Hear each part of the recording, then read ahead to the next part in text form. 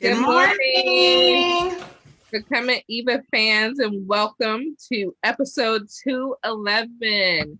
Today we are talking about building trust and intimacy. How are you doing this week, Maya?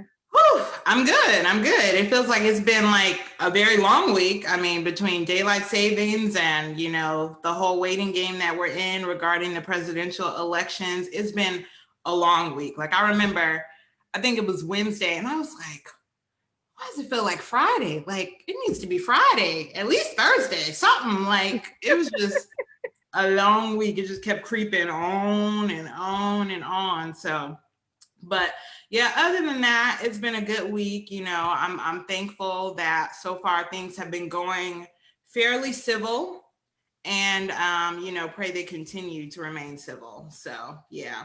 But how about you? How's your Right. week been? My week has been very, very full, Mm-hmm. from catching up with work since we had the power outage. Mm-hmm. I didn't get internet back until Monday afternoon. Oh wow. So so it was a lot to catch up on for work. Yeah.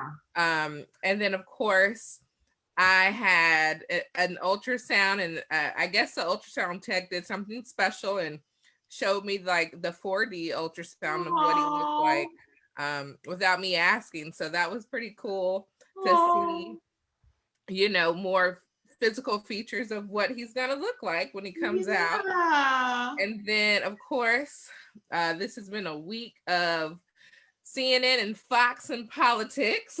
Yes. Yes. Definitely. So it's been very interesting watching and looking at memes on social media. Me, me and Ryan have been cracking up about the memes with all this President Trump and, you know, Vice President Joe Biden. And oh my goodness, it's been hilarious. I cannot wait for Saturday Night Live tonight. Oh, that's right. That's right. And Dave Chappelle is hosting. Yes, That's what's up. it's So, pretty funny. what do you think about everything that's going on with the elections? Well, I think all the votes are counting. I Mm-hmm. think it's very important that they Mm-hmm. continue to count all the votes. Mm-hmm. And watching both of them speak, it seems like Trump is getting angry and upset. Mm-hmm. And he kind of seems like a sore loser. Like, I can't even imagine him ever playing sports because he just looks like he doesn't know how to handle losing. And I always played on like the underdog team, and it would make me so happy when we would beat those teams that we weren't supposed to beat. And so Mm-hmm. I just Mm-hmm. see Trump as like the sore loser. And I remember just feeling so happy when we would beat those like undefeated teams, and Mm-hmm. they would have like a sour face and we would just be excited.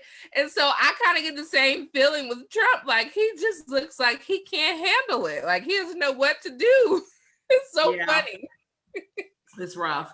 But to your point, I'm very glad every vote is being counted. I mean, that was my prayer leading up to this, that it would just be a fair election. Regardless of who wins, regardless of who loses, every vote is counted, and that that it's a fair decision that we come to. And so I feel like the states are doing their due diligence in just that, making sure every vote counts. I don't think anybody realized how many mail-in ballots there would be. But I mean, keep in mind, we're still in the middle of a pandemic. So, Right. that was honestly probably the smartest way to vote. But of course, I don't think people realized how many people would go that route, and because of that, how time consuming it would be to tally all of those votes as well. But again, I'm glad we're doing our due diligence.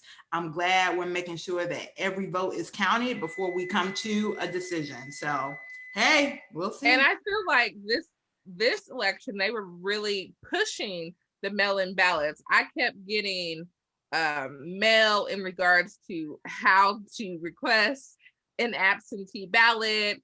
I mailed my ballot in, of course. I wasn't going out to the polls being pregnant and risking my health. But I felt like it was more, I guess, information about how to do it.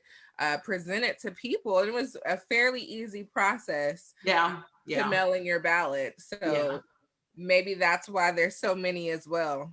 I hope, yeah, I hope. And it seems like that is why. So I'm just glad. I'm glad they're making everyone count, every ballot count. So hopefully this time next week we'll have a definitive winner. But yeah, part of me feels like if Biden is named the official winner, that, of course, President Trump is going to do everything he can to, have things investigated, have things recounted. And in my mind, honestly, I could really, if it does go that route, I could honestly see this being dragged out all the way to the beginning of 2021. Like, I mean, I literally could see every stop being pulled to the point where it's like, are we gonna have an inauguration? Like, so all that to say, I pray it doesn't go that route, but we'll see. We'll see. So my prayer continues to be, help us to be civil as we're doing our due diligence and as Yes. we're working to make sure that every vote is counted and that these are fair elections. So we'll see. America, we will see. Yes. So what we talking about this week, Toya? How do you define trust? All right. This is a great time to be talking about trust, because I feel like right now, like, nobody really trusts anybody. We definitely, from a political side, Republicans aren't trusting Democrats and Democrats aren't trusting Republicans. And then you have all the way down to friends and family that are like, avid supporters of one party versus the other, that aren't really trusting one another, which is really scary. Because I know my husband and I were talking about that this week, where he was like, gosh, like, he was like, family members are like turning away from each other over this election. And in my mind, I was thinking, like, okay, I don't understand why, because at the end of the day, your family's going to do more for you than a president ever will. Just real talk. Like, yes, you can pass a bill, you can pass a law, and it might impact you in some way, shape, or form, but your family is the one that's going to be there to make sure, or should be the one that's there to make sure you have a roof over your head, you have food in your stomach, you have clothes on your back. Like, so why are we turning on each other over a president that may not even know your name, that probably don't know your name? So all that to say, building trust is very important. So how do you define trust? Like, how would you define it? I would define it as being able to believe in someone's word. And that can go with friends, with your spouse. Just when someone tells you they're going to do something, then you expect that they're going to do it. Yeah. That's the way that I define trust. It's actually believing in someone's word. Yeah, absolutely. And I would agree. I mean, I think trust is important because you want to make sure that you have somebody that you can lean on, somebody that you can depend on, somebody that you can count on, whether things are going good or whether they're going bad, somebody that's going to be consistent, somebody that's going to be a constant for you. And so that's how I would define trust as well. And then, of course, why do we think trust is so important in relationships? And when I say relationships, I'm thinking, from a friend, family member, all the way up to a significant other or a spouse. Like, why is trust so important in relationships? I think for friends, I think you have to have trust in your friendship relationships, because once again, you want to be able to talk to your friends and not think that what you say is going to be repeated elsewhere. You want to have people that you can be vulnerable with and feel safe with that person. And then that applies the same in a marriage or a significant other. You have to have trust in order to have an effective relationship. If you don't trust, then what's the point of you guys being together? That's the truth. That is the truth. Like, you're going to need somebody that you can count on, and so, and that is in any relationship. I know oftentimes we think about like, well, I got me, you know, or even if so you're a super Christian, me and Jesus, but you need relationships in this life. Like you need people to walk through this life with you in order for that to be the case, you have to have people that you can count on, people that you can call up and say, hey, you know, I need help, or that you can be vulnerable with, that you were talking about. And we'll kind of delve into that whole aspect a little bit later, but it's a foundation for that. If you know somebody is there, then it helps you to feel more open with them and to be more open with them, because you know they're not going anywhere. If you show your flaws, if you know, show an ugly side of you or a side of you that nobody else really sees, you know, they're not necessarily going anywhere, but they'll still be there to walk through life with you and to support you along the way. So I think that's really, really good.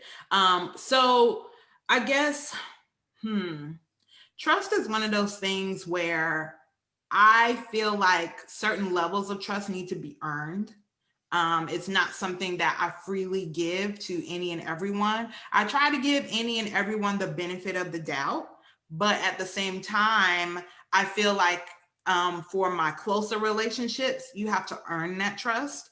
And when I say earn that trust, it starts with, like what you were saying, keeping your word, being a person of your word. So I pay attention to very early on in relationships. And again, this could be any type of relationship. This could be a friendship relationship. This could even be a working relationship when you're looking at, what type of business you run or want to run, and the type of people you want to do business with. Do they keep their word? So I pay attention to, if somebody says they're going to do something, do they actually do it? I pay attention to, like, time. If somebody says they're going to be a certain place at a certain time, are they going to be there? So those are all really important things to me. But based on that information, like, how can we exercise wisdom as we're building trust in relationships, Well, first with the friendships, before I befriend someone told me that if someone will talk to you about someone else, then they'll most likely talk about you. So you have to be careful. And so for me, I try to be a very observant person when I'm getting to know someone. I'm very quiet. I listen to the types of things that they're talking about. And, I make the decision if I want to open up to that person and befriend them. But I definitely exercise wisdom when it comes to my inner circle of friends. Like, I would rather just have a couple of good friends than a whole bunch of friends and don't know who I can trust, don't know who's talking about me. In a marriage, it's very important as well to exercise that wisdom. And like you said, you earn that wisdom because you're sharing so much in a marriage. You share your finances, your goals, your dreams. You share your body with that person, and you have to have a sense of security. And it takes time to build that trust and learn one another. Yeah. So that's really good. And honestly, I think you kind of did give an example of an exercise, which I know to be true in friendship, especially because when I first met you, Toya, you were super quiet. You were like, very much kept to yourself. And when you came on the scene, I was like, who is this girl?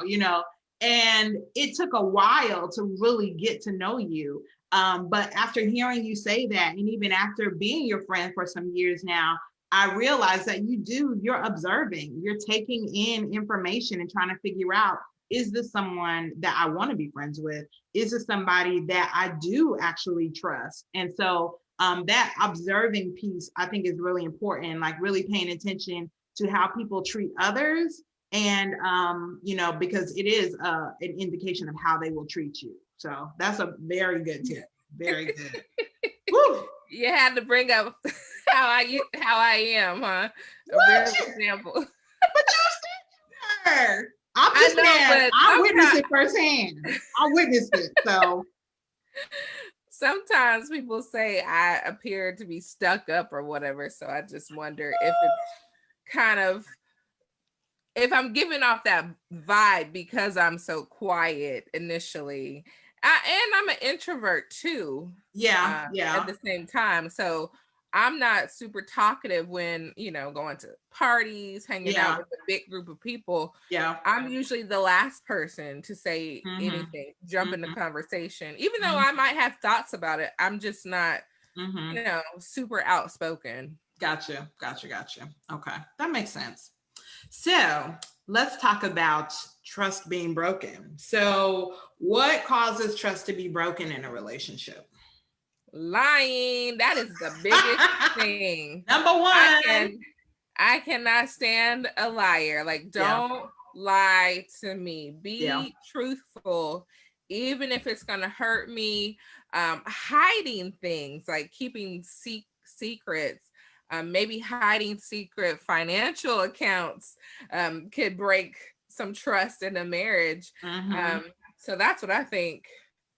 Those So are some ways it could be broken. it's not just lying, but it's also what some people say, omitting or hiding certain pieces of information. Where, because you hear that argument where they be like, "Well, I didn't necessarily lie. I just didn't tell you." And it was like, okay, well, depending on what type of relationship you're in, especially if you're in a marriage, like that's just as bad. Like I want to know everything. So, but here's a question, because sometimes in marriages, even people say, I don't necessarily need to know everything about a person's past. I just need to know, about their present, and that they're honest and they're faithful in the regarding present circumstances. So, like, what are your thoughts on that? Like, I kind of have a mixed opinion on that. Like, even when people talk about like past boyfriends or girlfriends, or, just past situations. Like, do you feel like you have to know everything about a person's past if you're in, a romantic relationship with them? Don't think you necessarily need to know every nitty gritty detail about Mhm. their past, because their past is their past, and Mhm. they may have made mistakes in their past.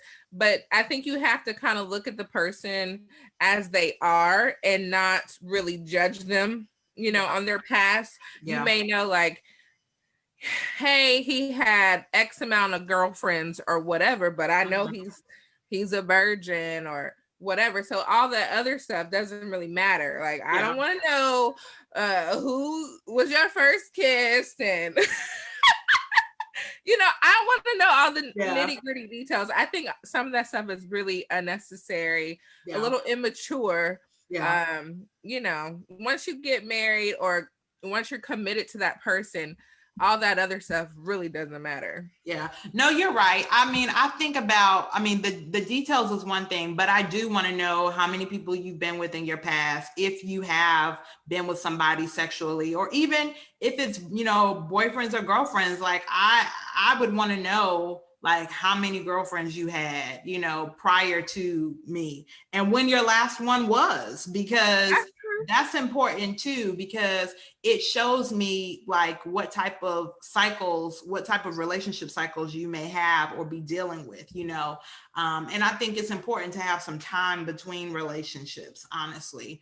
So to your point, I agree. I may not need to know all the details, but I do need to know certain things. And I will say this, I think it's important for whoever you're in a romantic relationship with to be willing to share that information once the relationship gets to a certain point. Like, Right. definitely once you're exclusive and once it's been made clear, hey, I'm interested in pursuing you for a long-term relationship, I think there should be a freedom to be able to ask those types of questions, even if in the moment it might be I'm not ready to share that yet. I think you should be honest enough to say that, and then, prayerfully you will be comfortable, soon or at some point saying that, sharing whatever needs to be shared. But there should be a freedom to have those types of conversations. And a freedom to ask the question, and then a freedom to be honest and answer it as far as whether or not you feel comfortable answering it in that moment, if that makes sense, you know? Yeah. And so, and that too kind of goes back to the whole tell the truth thing. Like, be honest. And when I say be honest, even if it's like, I don't feel comfortable sharing it, at least you're being honest and saying, I don't feel comfortable sharing it, instead of just saying, you know, lying or saying nothing at all, or, you know, shutting down and becoming angry and defensive. Like, those are all different things that I look at when we're talking about building trust. So as far as breaking trust, we talked about not telling the truth, not being forthright, you know, omitting things. I'm trying to think of other things that would cause trust to be broken in relationships. I would say absence. I feel like, you know, if I haven't seen you or heard from you in a while, and then you pop up out of the blue like everything is okay, or like you know what's going on and you really don't, you know, like I appreciate, and maybe that goes with consistency. Like, consistency is what, or lack of consistency is what can break trust in a relationship for me. Like, and it doesn't mean I need to talk to you every day. I'm not that type of person. But if you know, even if it's a text or a phone call, or, you know, what have you, a card or something saying, hey, I'm thinking about you, I hope you're doing well, you know. And then of course, if you're in a romantic relationship, it should be more frequent. But if we're friends, if you call me a friend, like, I would love to hear from you a little more frequently, you know. And I'm putting myself on on blast regarding this as well, because I know I have some really good long-term friends where we may talk quarterly. We may even talk annually even. It doesn't mean that I'm not, you know, commenting on posts or texting or what have you, but like, as far as like, let's like really connect, it may be some spaces and gaps between there, but at the end of the day, you know that I'm there and I know that you're there. So just some type of consistency, you know. So Yeah. I think that's important too. So are there any anything or stories or relationships that you want to share where trust may have been broken, and like what that looked like, and how you had to take steps to rebuild it? I do have a situation that occurred about the trust aspect Mm-hmm. with my previous boyfriend Mm-hmm. before I met Ryan, of Mm-hmm. course.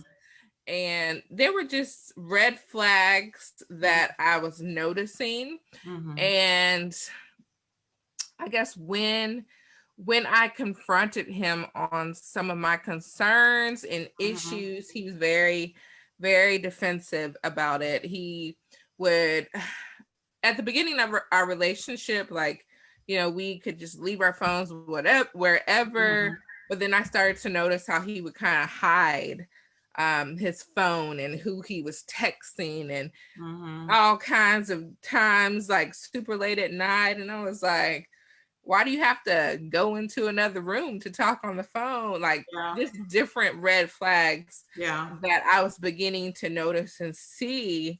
And he was not truthful with, you know, the reasons. Mm-hmm. And we ended up breaking up, which was kind of how I know my first book is about the one who restores, which is kind of how it became physical that night, when I was like, we probably just need to separate from each other, because obviously, you know, I'm not trusting you. You know, there's something going on and I'm not quite sure. And he got upset, and that was the first time he had put his hands on me. Gotcha. But I think he was just angry about the situation. And Yeah. then, you know, after, you know, he tried to choke me, and um he went out into his car, and he sat out in his car for a while, and I was looking around my house, gathering things of his. I was in my house, and I put it on the front porch, and you know, I saw him still sitting in his car in my driveway, and I went out there and I was like, before you leave, make sure you get your stuff off of my front porch. And so he got out the car. I was walking behind him. I was there were concrete steps to the front porch, and I was standing right behind him. And that's when he was like, why did you touch my stuff? And he pushed me down the concrete steps. But before that, he was like, you can look at my phone now. But I know that he was in his car, like deleting stuff. And I was like, oh no, it's over. It's done. I'm done. So yeah, that's where I guess the most recent example that I can think of when trust was broken and how things played out. Wow. Whew. Good Lord. I would say for me, relationally, I haven't necessarily had trust broken like that. In some cases it wasn't built or it wasn't built to a point where I would, feel like, oh God, that really hurt me. But in one instance that I'm thinking of, it actually had to do with my last church situation. And I had been on staff for 10 years and pretty much grew up in that church, started going there when I was in college, and went on staff after I had graduated from college and was serving in ministry full time for about 10 years. Chris and I met and got married through that ministry. And we're both, faithful members and people that served consistently there. And I would say trust was broken because our pastor dealt with infidelity.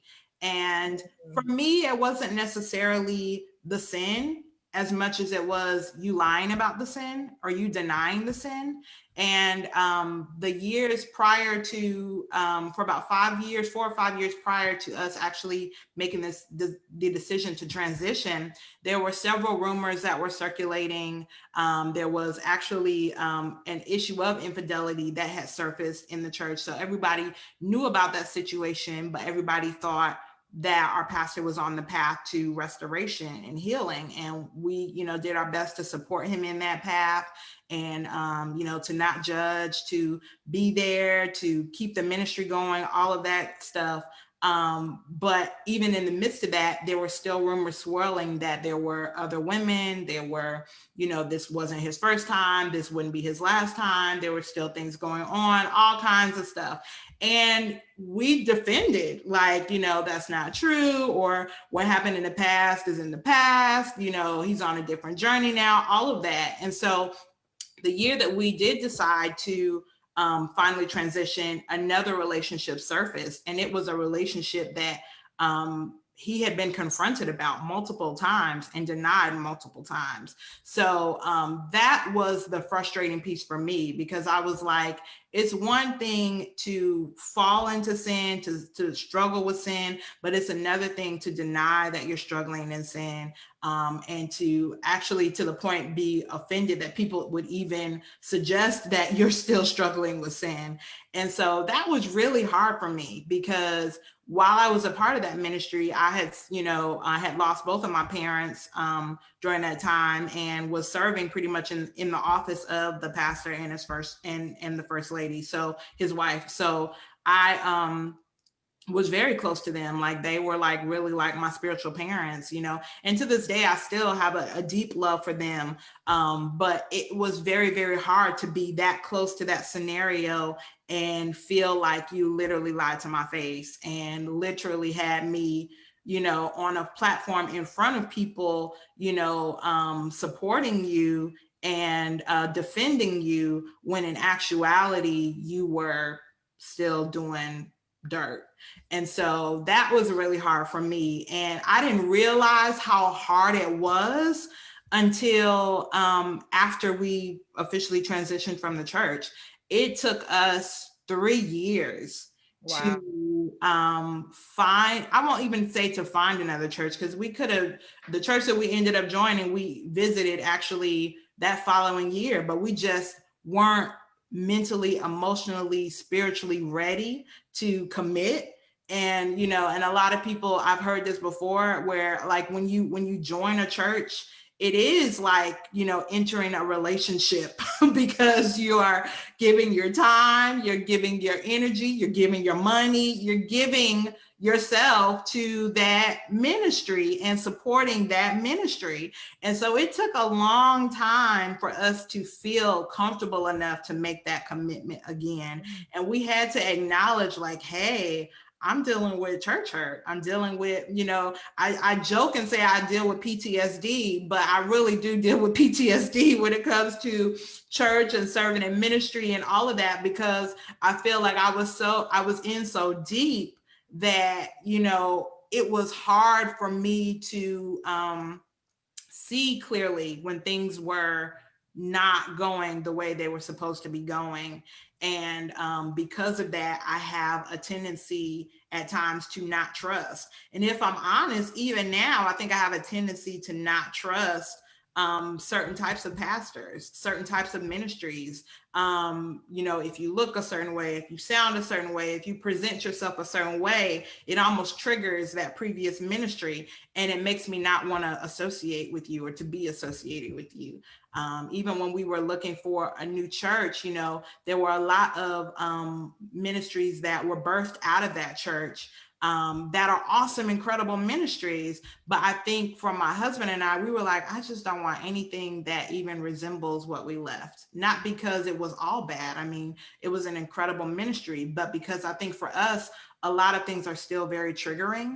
So we needed something completely different, completely new, where we could honestly, I would, you know, my running joke was, I want to go where, you know, nobody knows my name, but they're glad I came, because I needed to hide for a minute. I needed to be obscure for a minute, where I could just heal, where I could just sit and let the word of God wash over me with no expectations and no, nobody was requesting anything of me. I just needed to heal in that moment. So it has taken some time. I mean, literally, we're just now at a point where we're like, I think that I can start serving again, but it has taken some time because we just needed to heal. And so I think for me, that's probably the biggest example of trust being broken. And even going as far to say, like, I was embarrassed too. Like, I was embarrassed that I had been duped. And so, you know, there were people from the ministry that I would, you know, try to hide from or avoid having conversations with, because I was very, very close to them, to the pastor and his wife. So I felt like, you know, how could I have been, you know, duped the way I was, and how are people perceiving me because I was so close to them. So it was just a lot, man, like a lot, and still is a lot. But for me, that probably stands out as the greatest example of when trust was broken for me. Wow. Church hurt is real. Yes, it I'm is. so sorry you went through all of that. Me too. Me too. But God is faithful. And I can honestly say I'm grateful that my relationship with God is still intact. Because honestly, you know, the sad thing is I've seen people that were a part of that ministry with us that are no longer following Christ. And that's very hard for me to see, because it's like, you know, we served in ministry together, we prayed and fasted together, we believed God for one another, and to see that you're no longer on that path for whatever reason is disheartening at times, you know. But yeah, it's a journey, and I always am really compassionate with people that have experienced church hurt and that are leery of churches and are leery of pastors. But I always am quick to tell people nobody is perfect, and that's in whatever relationship you're in. But the key for me has and will always be, just be honest. If you're struggling with something, if you're dealing with something, if you have struggled with something, if you have dealt with something, just be honest, because a lot of people will be more receptive of you and supportive of you if they just know, like, hey, this is what you're dealing with, instead of just trying to act like everything's okay all the time. Because we already know for a fact that's not true in our lives. So why would we expect it to be true in anybody else's life, you know? So, but I learned a lot of important lessons during that time. I'm still learning a lot of important lessons during that time, and really consider it, you know, just an area where I have gained much more compassion for people that are in leadership, as well as people that have experienced church hurt, because all of that's real, all of that.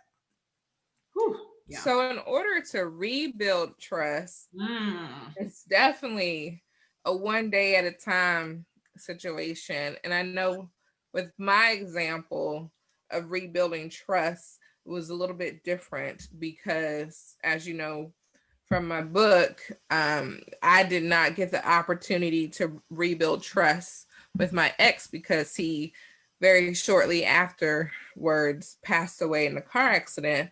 But I knew that I could not take that baggage with me with the next relationship, which was now my current husband, Ryan, my one and only Ryan Moore. So I knew I had to really get rid of all those feelings and hurt that I felt, and I could not make Ryan pay for the mistakes that someone else had made in my life. So I definitely had to spend some time with God and rebuilding myself up before getting into another relationship, so it could be a new start afresh and not carry that weight and that baggage with me. That's very good. That's very good that you took that time first and foremost for yourself. And like you said, you knew it was a possibility of you potentially trying to make the next person that you were in a relationship with pay for those mistakes. So you had to do the work on the front end. That's so good, because I think a lot of people think one relationship can automatically heal the previous. And only God can do that. First and foremost, only God can do that. And you have to give space and time for God to do just that with just you, not with that person in the mix. So right. Good.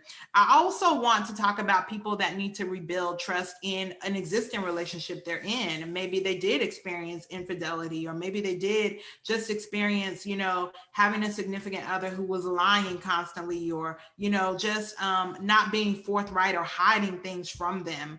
And I'm reminded of, there was a quote that a pastor shared recently. He was talking about relationships, and he actually has dealt with infidelity in his marriage to his wife, and, you know, has had to take steps of rebuilding that trust. He said, trust is lost in buckets and earned in drops. And I was like, wow, that is so true. Because literally one mistake, like one you know, indiscretion can literally throw out all the trust that has been earned for years, because it's just that painful. And we can't be upset with that. We have to embrace the journey and say, okay, if we're committed to this relationship and we're committed to rebuilding the trust in that relationship, then we have to accept that it's going to be a journey. It's going to take some time. Now, it doesn't mean that you are constantly beating that person over the head with the mistakes that they've made and constantly reminding them of the trust that they have lost, but you're giving them an opportunity to rebuild that trust step by step and day by day. And it does require consistency, because you want to make sure that this person is not going to make that same mistake again, you know? And so it's very important, I think, to point that out. Like, it takes time to rebuild trust. It really, really does. So it does. Yeah. Good it stuff. Does. And sometimes you might need some outside help, like marriage counseling, some type of therapy. Like, you might need, you know, an outside force to come in and help you with a different perspective to help you guys through rebuilding that trust back, because it's not going to happen overnight. It's going to take time. Absolutely. Very good point. Anything else we want to talk about trust before we go into intimacy? No, we can move on to intimacy.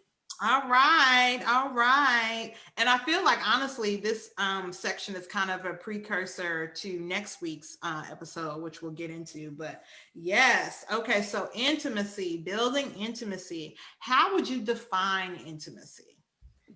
I define it as closeness. Mm, So even when I think about my relationship with God, I'm always striving to have a more intimate relationship with God because I want to stay close to God. But mhm. even when I think about a marriage, intimacy is still described as much the same way. It's a oneness, it's a closeness with that person, and it's developed by the more time you spend with that person. So that's how I define intimacy. That's true.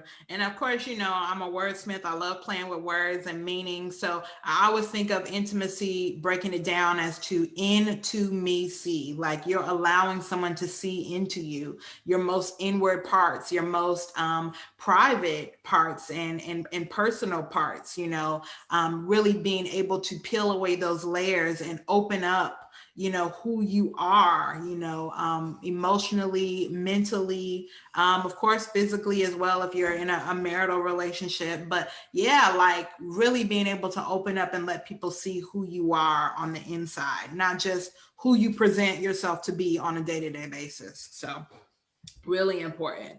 Um, would you say trust is necessary for intimacy? I definitely think so. I think you have to have trust initially to even begin to try to have any type of intimacy with the person. You Yeah, can't fully be intimate with someone if you don't fully trust them. that's true. I don't see how it would work without the other. Yeah, You just can't be open with them if you don't trust them. And yeah. if you're not open, how are they getting close to you? And I think that's for any relationship, whether you're talking about a friendship, a family member, or, your significant other, your spouse. Like, I think trust has to be the foundation for intimacy because I'm not going to open up and share, my inner thoughts and inner feelings unless I know you're going to be there, unless I know you're not going to dip out on me and leave and be ghosts all of a sudden. Like, I need to Right. know that we have a track record before I begin to like share parts of me with you. So very, very important. Yes. I think intimacy is so important in all relationships. And I know I said earlier, even with friends, like I don't want superficial friendship relationships. Mm, That's not very satisfying to me. Like hmm. I don't want a whole bunch of like associates.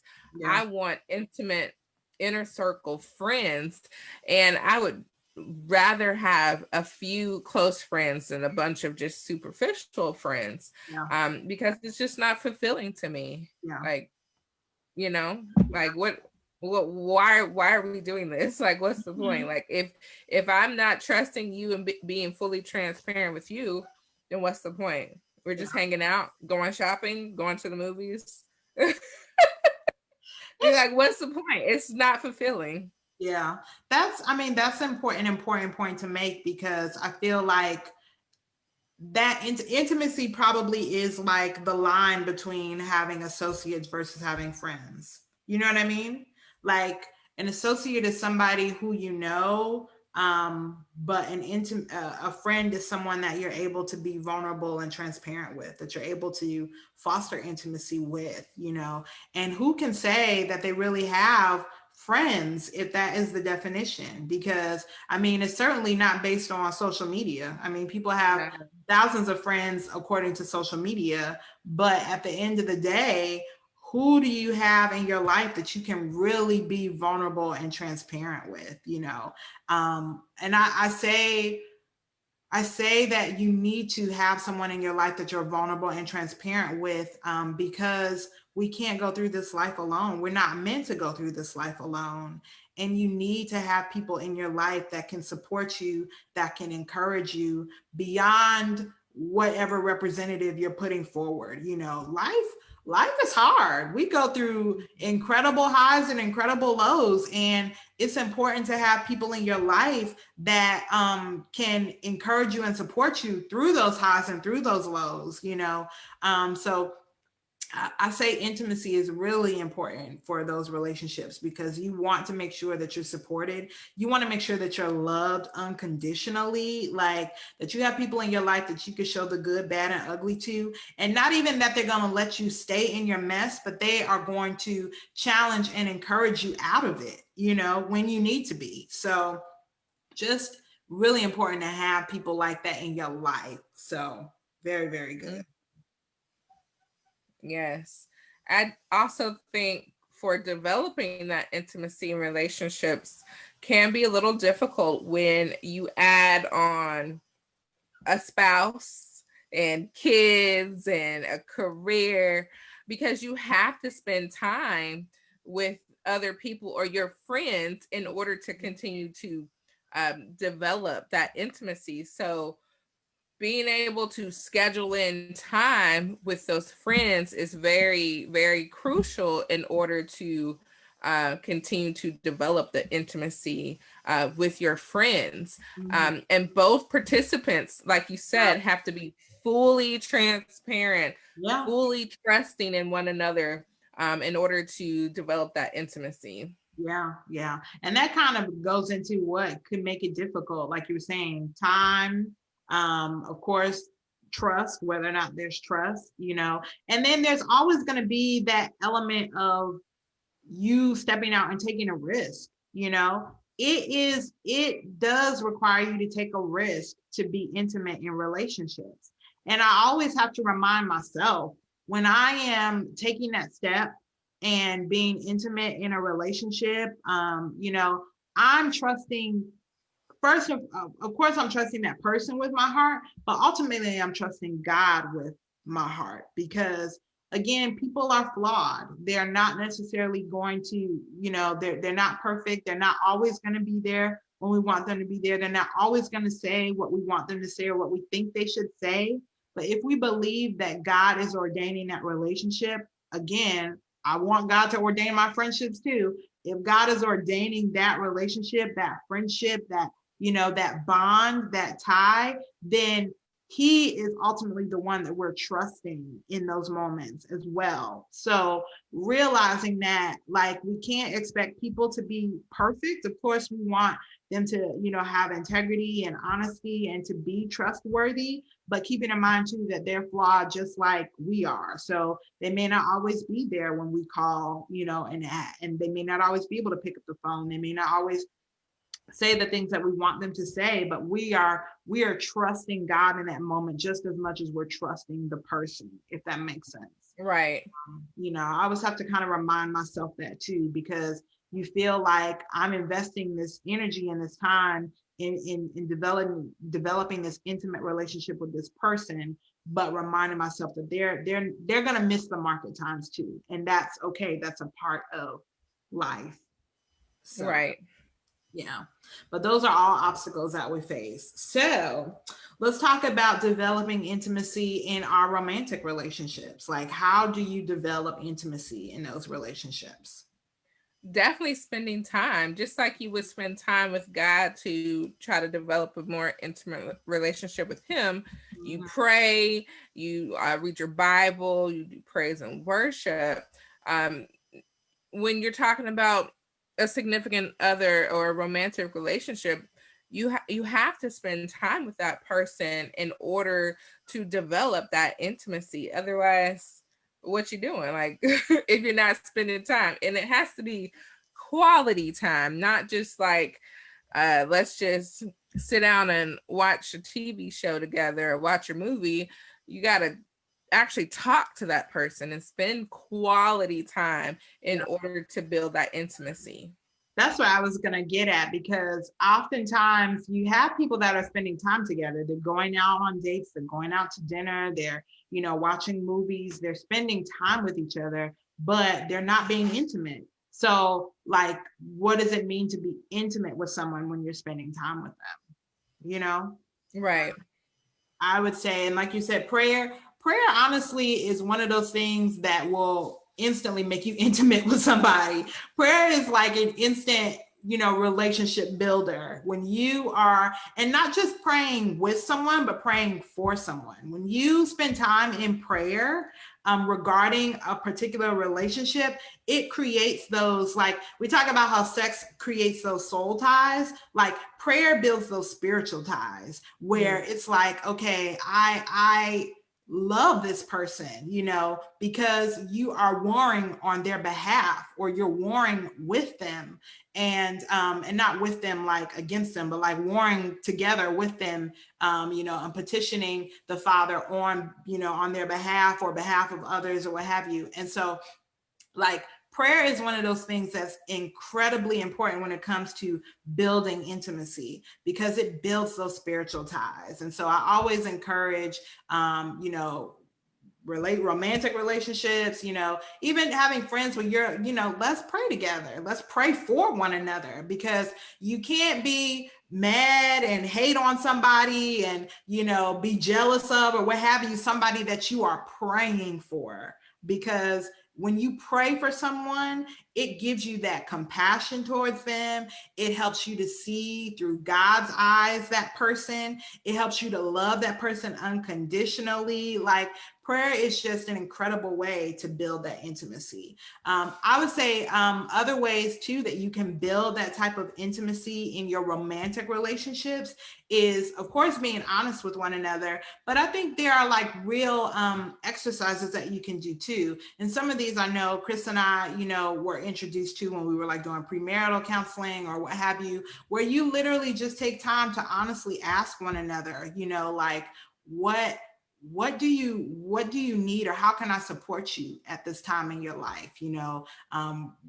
It could be whatever they're going through, if it's regarding their career, if it's regarding, health, if it's regarding their family members. How can I support you during this time? What do you need from me in this season to, support you all the more? Even if it's just around the house, but like having those types of conversations, I think is really good.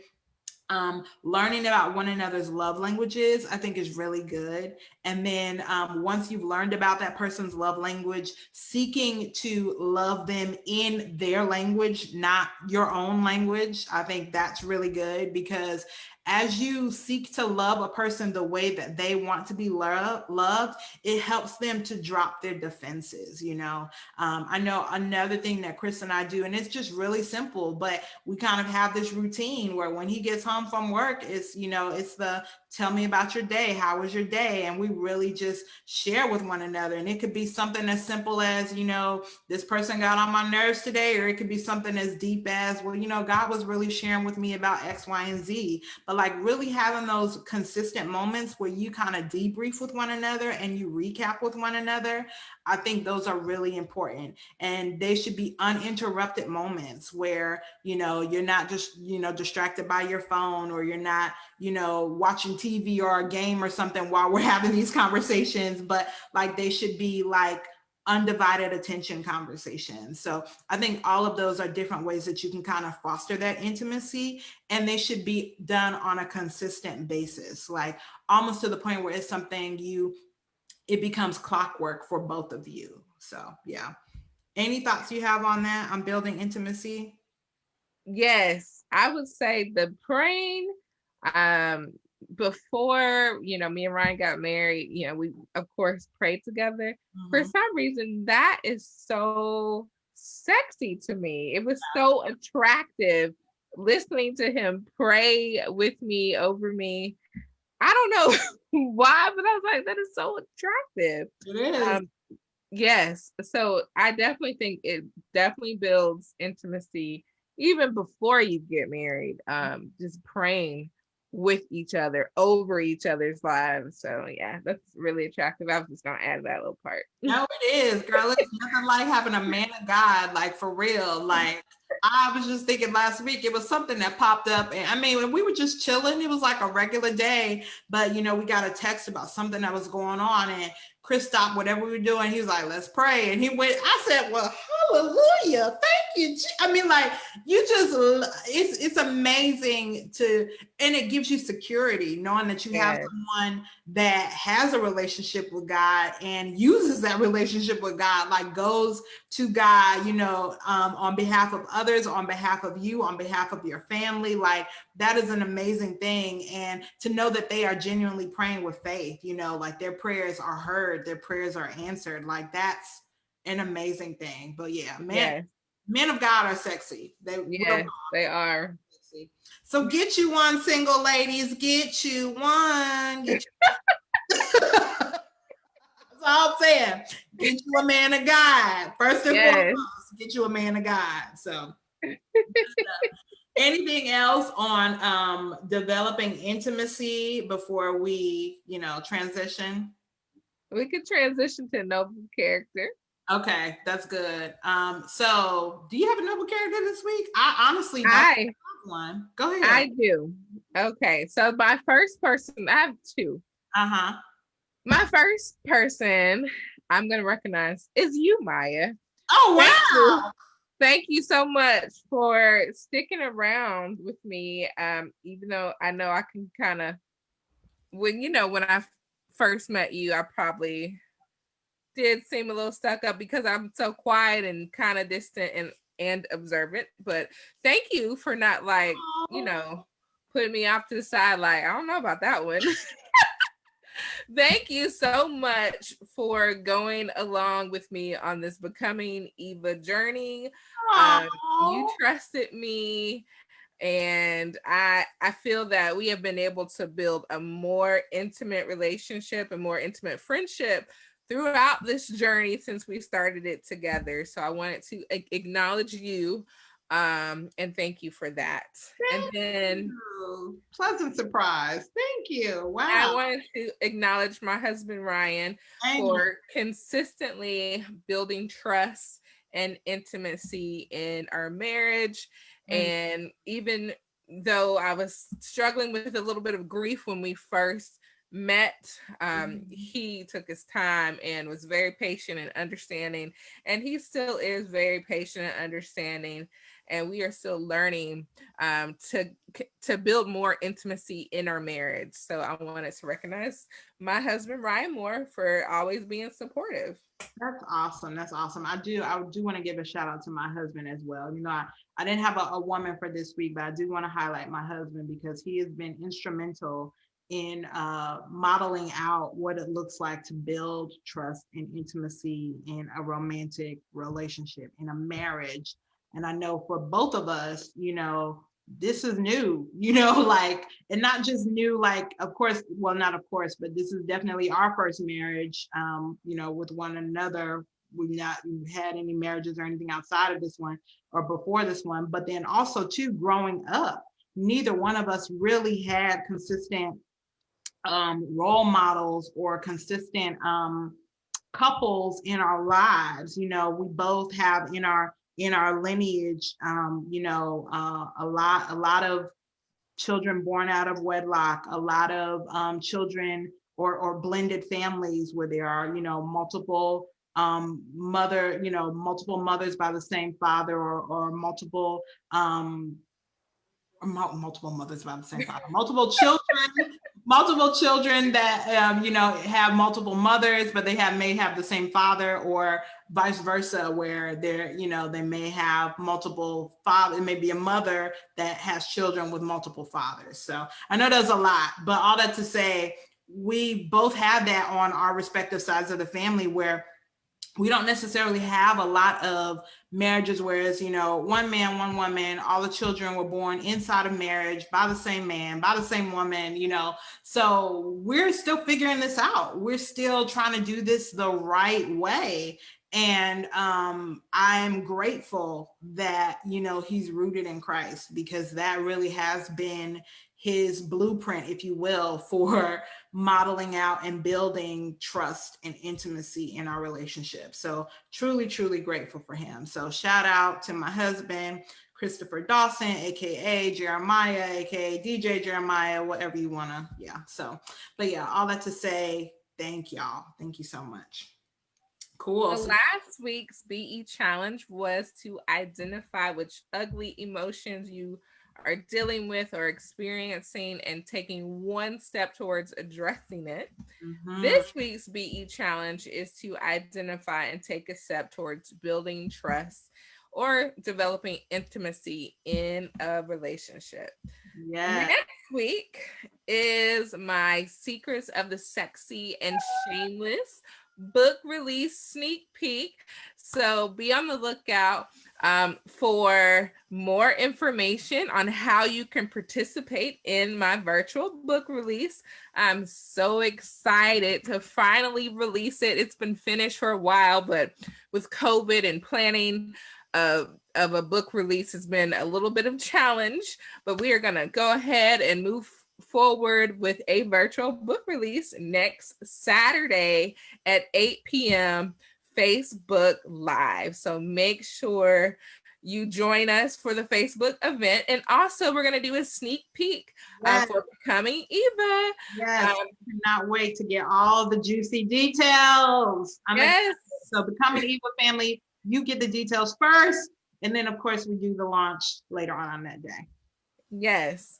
Don't forget to subscribe to our podcast on the podcast app. Subscribe to the YouTube channel. Follow us on Facebook at Becoming Eva Today. That's one word. And follow us on Instagram and Twitter at Becoming Eva Today. See you guys next week. Bye. See you soon.